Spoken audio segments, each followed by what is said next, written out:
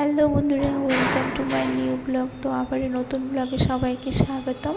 তো আমি একটি নতুন রেসিপি নিয়ে চলে এসেছি। আজকে রান্না করব আমি মাংস।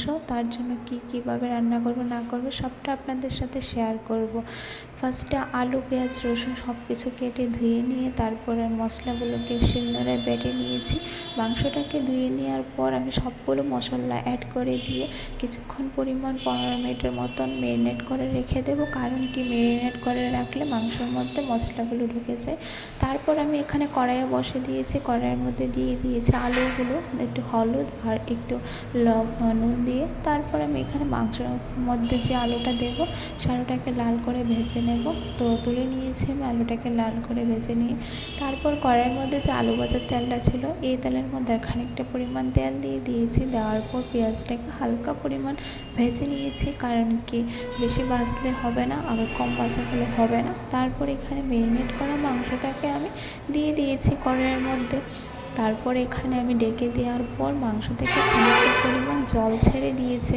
তো আমার মাংসটাকে যতক্ষণ না পর্যন্ত জলটা খানিকটা পরিমাণ শুকিয়ে আসছে ততক্ষণ পর্যন্ত আমি ভেজে নেব মাংসটাকে। তারপর এখানে মাংস থেকে তেলটা আলাদা হয়ে যাওয়ার পর আমি যে আলুগুলো ভেজে রেখেছি আর পেঁয়াজ কেটে রেখেছিলাম সেগুলো আমি দিয়ে দিয়েছি। দেওয়ার পর আমি কিছুটা পরিমাণ নেড়ে চেড়ে আবার ঢেকে দিয়েছি। যতক্ষণ না মাংসটা কষানো হবে ততক্ষণ পর্যন্ত আমি নেড়ে চেড়ে নেব।